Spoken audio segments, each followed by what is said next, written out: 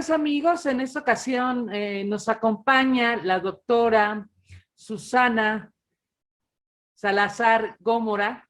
Ella es especialista en psicología infantil y familiar del Centro de Especialización de Estudios Psicológicos en la Infancia, ¿verdad? Así es, así es. Muy buenas tardes, doctora.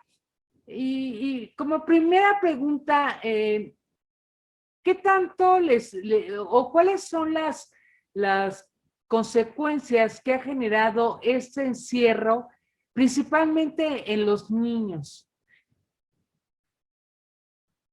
Bueno, prácticamente el impacto, como bien mencionas, en específico a los niños, y yo agregaría un poquito a los adolescentes, ha sido muy fuerte. Finalmente, hoy la pandemia por COVID-19, una de las características emocionales que tiene es el aislamiento, es decir, hubo una reducción total.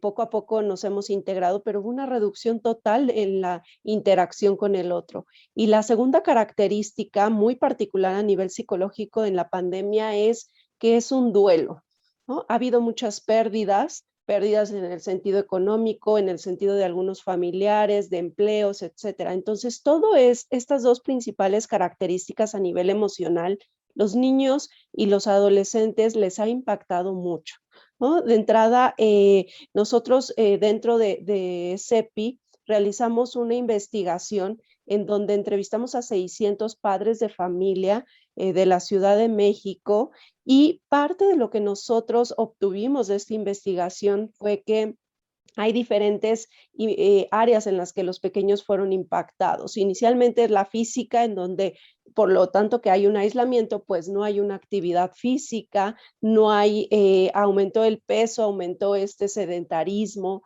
los mismos niños ya no tienen estas actividades extraescolares que antes tenían, que generalmente eran deportivas, y la afectación también va hasta el área cognitiva. Sabemos que hoy la escuela en línea, ya los niños están cansados, están abrumados, es realmente, ¿no? No ha habido un aprendizaje al 100%. ¿Por qué? Porque es algo nuevo, es una dinámica nueva en línea la escuela. También es cierto que dentro de casa hay muchos distractores para los pequeños, y también otra área en la que impactó mucho a los pequeños es el área social. Muchos niños al ir a la escuela no solo lo hacen o lo hacían por el aprendizaje. Uno de los principales motivos que tenían ellos para ir a la escuela es estar con sus amigos, estar con estos pequeñitos, ¿no? Que en momentos podían enojarse, en otros no, pero finalmente la interacción con el otro es básico para los pequeños. Le permite, ¿no? Generar esta autonomía, les permite también saber quiénes son. Entonces yo creo, y en función a esta investigación que hicimos, uno de los principales impactos que han tenido tanto los niños como los adolescentes es en esta área social, en donde los amigos de alguna manera ya se han distanciado un poco, algunos han podido tener esta interacción a través de lo virtual, como hoy lo estamos haciendo. Sin embargo, lamentablemente también hay muchos niños que como tal, el sentir es que no necesitan ya los amigos, que no necesitan a los compañeros, y es donde nos damos cuenta de este impacto psicológico, en donde seguro que el regreso en algún momento será complicado para ellos, ameritará un tiempo, pero también ameritará mucha fuerza por parte de los padres para lograrlo. Doctora, ¿cuáles son digamos, las tres emociones más fuertes o más importantes que están manejando tanto niños como adolescentes a causa de este aislamiento y encierro y demás? Bueno, es la tristeza, ¿no? Esa tristeza que va muy acompañado de la añoranza de poder estar en algún momento en su salón de clases, de poder salir, de poder saludar a los abuelos con un abrazo, de poder estar con los amigos, algunos hasta de festejar su cumpleaños como antes lo hacían. Entonces es la tristeza, es esta añoranza. Hay otro afecto que es la incertidumbre, ¿no? La incertidumbre causa mucho miedo, causa mucha duda, y es algo que los niños están viviendo. una gran incertidumbre de qué va a pasar, una incertidumbre de cuándo regresaremos de manera oficial a la escuela, cómo regresaremos, una incertidumbre ante que papá y mamá no se contagien, ¿no? Que si los abuelos se contagiaron, bueno, pues que no lleguen hasta la muerte. Entonces, y también hay mucha frustración en los pequeños, la frustración de no saber a veces ya cómo expresar lo que están sintiendo, la frustración de no poder salir. O sea, finalmente la frustración viene ante la privación de poder salir, ¿no? Ante este gran aislamiento en donde en esta frustración, bueno, generalmente los niños lo expresan a través de berrinches, a través de enojo, de la resistencia a estar en clase, en ocasiones hasta en el enojo directo hacia papá o a mamá o el hacer travesuras. Entonces yo podría decir a modo de resumen que es la tristeza que va acompañada con la añoranza, la incertidumbre y la frustración. Doctora, ¿cuáles serían su consejo, no sé, para los papás, las mamás que tienen chiquitos, adolescentes, que están manejando esas emociones que usted me menciona como la frustración, la tristeza? ¿Cómo manejar ese tipo de situaciones? Bueno, lo primero que nosotros recomendamos es que como padres de familia nos podamos detener un poco y reflexionar de yo qué estoy sintiendo, ¿no? ¿En qué nivel anda mi frustración? ¿En qué nivel anda mi sensación de incertidumbre? ¿En qué nivel está mi tristeza? ¿Por qué? Porque finalmente los padres son ese modelo, son esa guía, a veces ese reflejo también hacia los pequeños. Es decir, si hoy los padres están angustiados y enojados, seguro que los pequeños se dan cuenta, seguro que los pequeños lo perciben y finalmente a veces los niños sin entender terminan actuando este sentir. Entonces, esa sería mi primera recomendación, que papá y mamá hagan ese análisis de cómo ellos están en las emociones.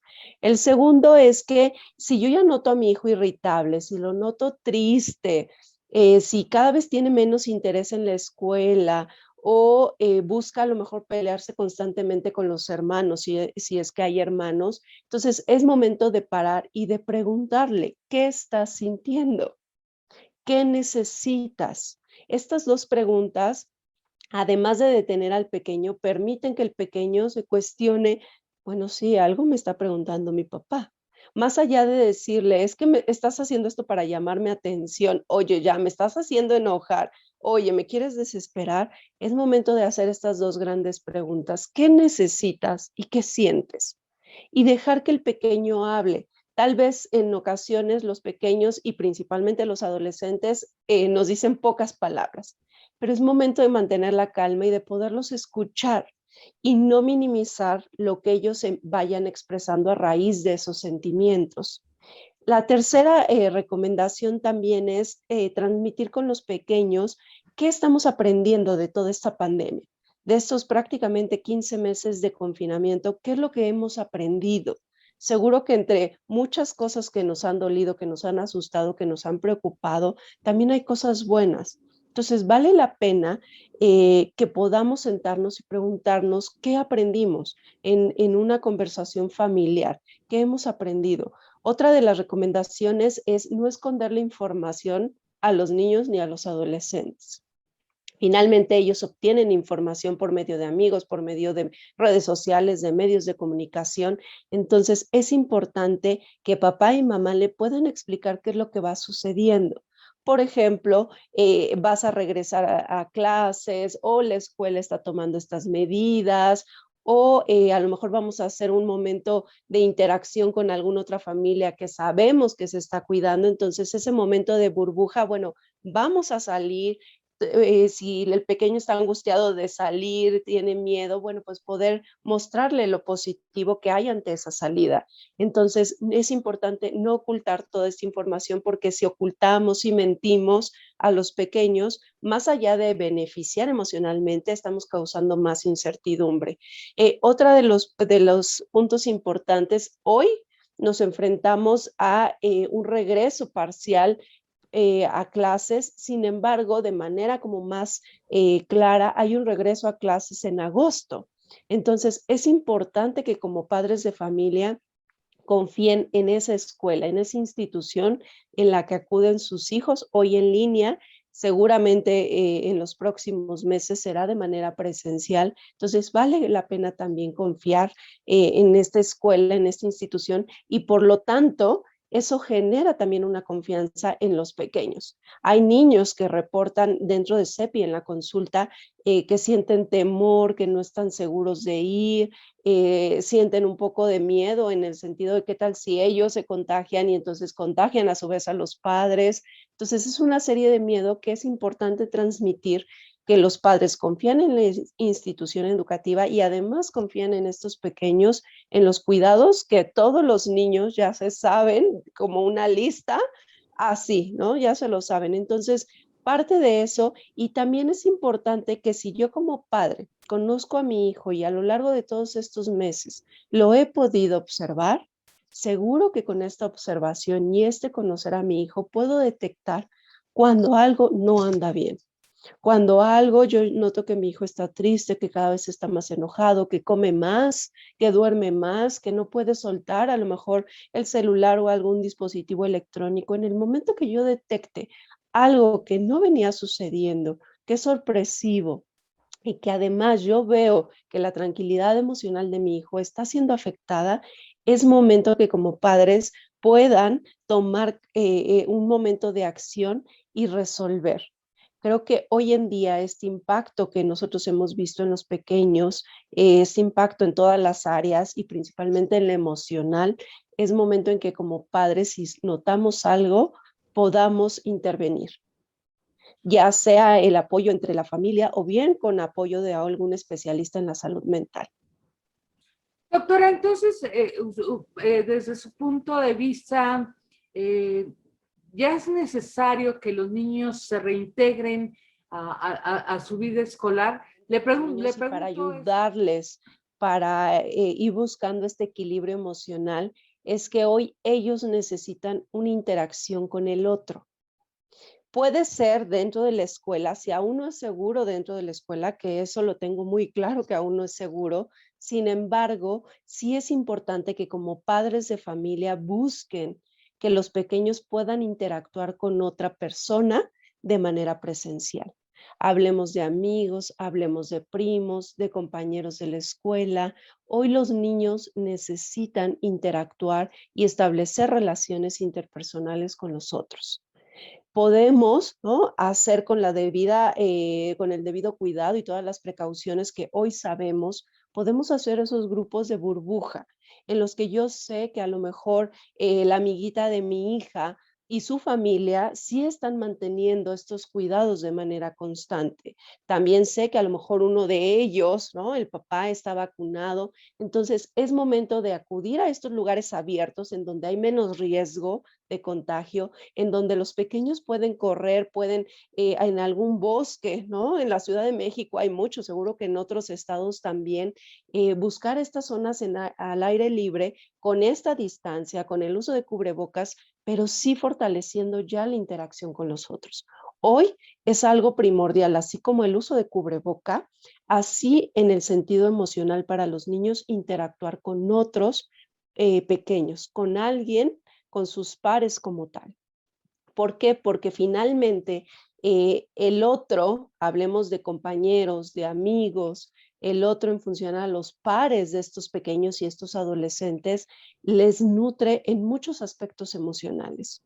El tener un amigo, el tener un compañero, a los pequeños y a los adolescentes les ayuda, en el caso de los pequeños, a fomentar su autonomía, a saber quiénes son, a poder experimentar diferentes emociones, ¿no? En el juego, pues, ay, me rechazaron, me aceptaron, fui la estrella porque metí gol en el momento que estábamos jugando. Los amigos también les permite crear esa fidelidad, esa confianza. Entonces, hay muchos beneficios psicológicos que les dan los amigos y la interacción con el otro. En el caso del adolescente, pues es básico las relaciones sociales en donde generan esa identidad, en donde van ayudando a que el adolescente vaya consolidando su identidad. Entonces, hoy yo podría decir que emocionalmente los niños requieren la interacción con el otro, sí, con los cuidados que ya sabemos para evitar los contagios de la pandemia, pero sí necesitan estar ya con una persona de manera presencial, porque además el uso de la tecnología ha sido mucho y finalmente tiene un impacto negativo. ¿Cómo cuál, doctora? Bueno, de acuerdo al estudio que nosotros realizamos, muchos papás refieren ya este exceso del uso de la tecnología. Es decir, ya perdieron que la tecnología es una herramienta. Ya parecería en algunas familias en donde la tecnología es el único medio para entretener o cuidar a los pequeños. Y en algunas familias es el único recurso, eso también es cierto. Papá a lo mejor tuvo que regresar a trabajar, mamá a lo mejor está todo el tiempo trabajando en casa y ha sido la necesidad, ¿no? En donde los pequeños tienen el uso de la tecnología, pero también hay otros pequeñitos que a pesar de tener a mamá, a pesar de tener esta atención de papá, se han inclinado al uso excesivo de la tecnología, en donde podemos, en algunos casos en particular, inferir y ya ir reflexionando en que pueden llegar a una adicción. Entonces, es importante recuperar, ¿no? En esa conciencia de que la tecnología es un recurso que hoy nos ayuda, sin embargo, no es el sustituto de, es decir, no es el sustituto de papá, no es el sustituto de los amigos, porque aunque algunos niños juegan en línea, también hay otros que juegan simplemente con la máquina. No hay un otro del otro lado de la pantalla. Entonces, eso cada vez va aislando más, ¿no? Y ¿Cuáles además, son en sí los padecimientos, hablemos de niños y adolescentes, que ha generado este aislamiento? Ya hablamos de las emociones, pero padecimientos. bueno, en cuanto a los padecimientos, un alto porcentaje de los niños viven ansiedad, ¿no? Se viven ansiosos. Estamos hablando de 7 de cada 10 niños, de acuerdo a este estudio que nosotros realizamos, están presentando este grado de ansiedad. También aquellos pequeños que han vivido una pérdida de algún familiar, que además se han aislado, ¿no? Además han perdido ya como esta esperanza hacia muchas cosas, también han manifestado depresión, ¿no? También hay pequeños depresivos que han ido generando como todos estos síntomas.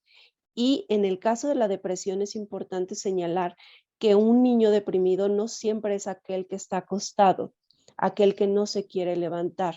Un niño depresivo también puede ser aquel que está de manera muy eufórica, ¿no? Queriendo participar, interrumpiendo en clase, haciendo travesuras, teniendo mucho movimiento. Como en esta euforia también nos puede hablar de una gran depresión o de una gran tristeza.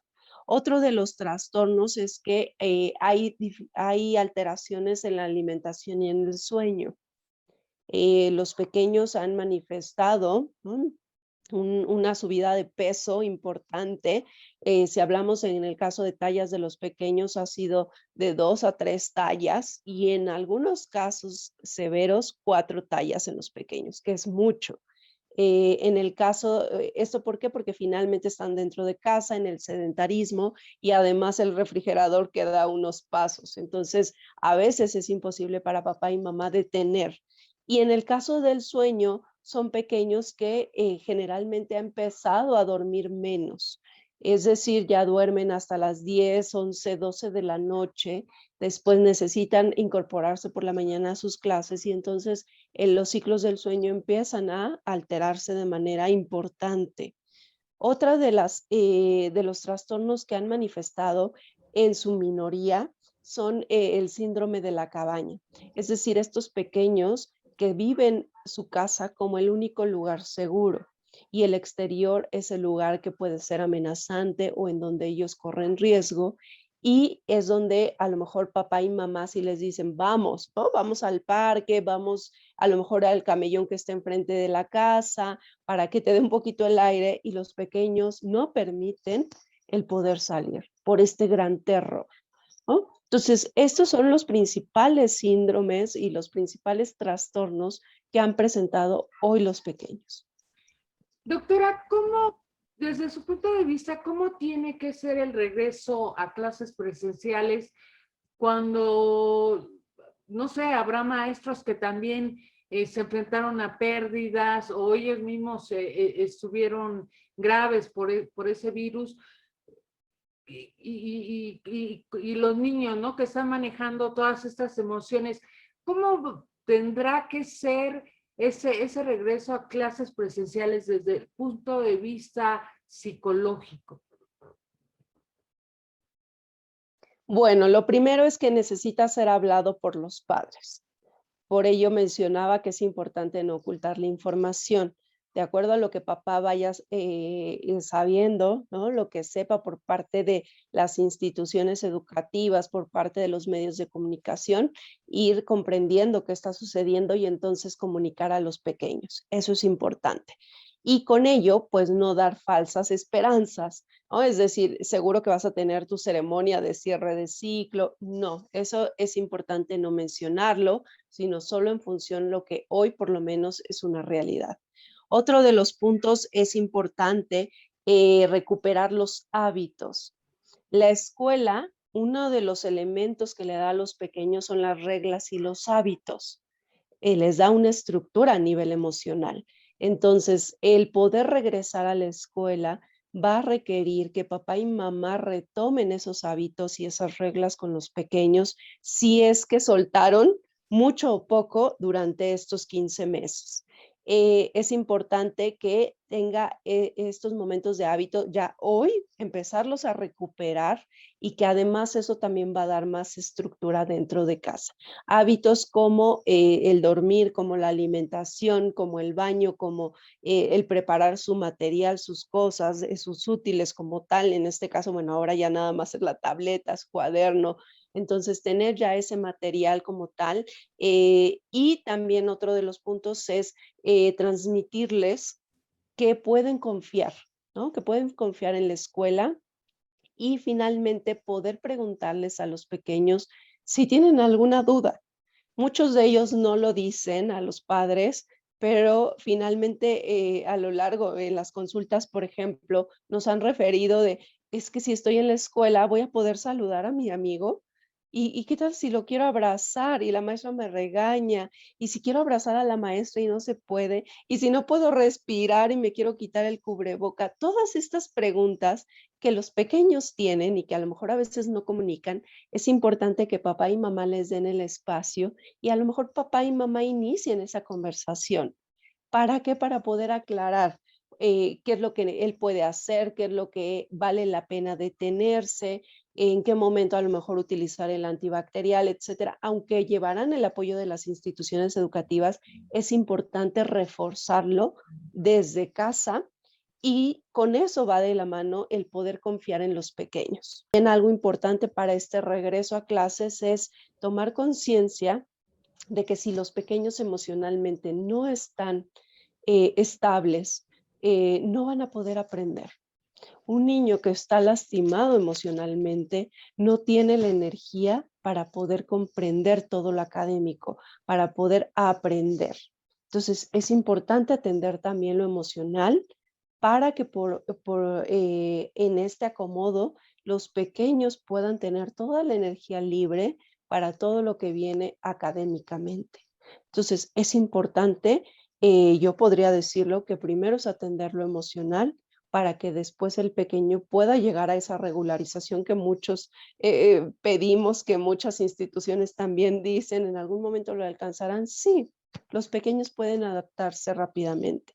Sin embargo, si emocionalmente están lastimados, es más difícil, porque parte de su energía está puesto en ese desacomodo emocional. Doctora, ya para cerrar, entonces a esas alturas, después de tantos meses de encierro, usted sugiere ya que los niños empiecen a tener contacto con otros niños, ya sea en espacios abiertos o con gente que pues también se ha cuidado y que no haya riesgo. Sí, sí, siempre es importante verificar, ¿no? Y estar con plena seguridad de que el otro se está cuidando. Llevar de todas estas medidas que ya sabemos, todo nuestro kit de cuidado contra el COVID, ¿no? El cubreboca, el antibacterial, todo eso, pero sí, hoy los niños necesitan la interacción con el otro. Emocionalmente nutre mucho. Y parte de esa ansiedad, de esas dificultades de depresión, de esas irritabilidades, también es porque los pequeños están en este aislamiento. Entonces, finalmente, el poder interactuar con otro, con sus pares, le va a permitir también sacar, ¿no? Como toda esa energía desde lo físico, que los niños corren, saltan, brincan. Eso les funcionaba en el recreo y para eso funciona el recreo, parte, ¿no? Para sacar toda esa energía acumulada. Entonces, desde ese punto podemos identificar que emocionalmente necesitan siempre, y yo creo que ya es momento, ¿no? Como de poder tener esas interacciones. Doctora, pues de mi parte le agradezco mucho que me haya regalado estos minutos para platicar con usted de es un tema muy importante, sobre todo porque pues a estas alturas pues ya son, no sé, 15, 16, 17 meses de encierro y a uno como adulto a veces explota un niño mal, ¿no? Por toda la energía que lleva dentro. Así es, creo que es momento, ¿no? De poder acomodar todo lo que hemos vivido emocionalmente, buscando ya ese momento de aceptación, ¿no? Retomando un poco lo del duelo, pues todos estamos viviendo un duelo, ¿no? Hubo una pérdida de la libertad, pérdida económica, etcétera. Entonces vale la pena que desde el más pequeño hasta el más grande, desde en casa, podamos acomodar todo esto emocionalmente y seguro que ese regreso a las actividades lo más normal que se pueda, ya sea en agosto, ya sea el siguiente año, seguro que nos irá mejor. Ok, doctora, pues muchísimas gracias por esa entrevista. Muchas gracias a ti, María. Gracias.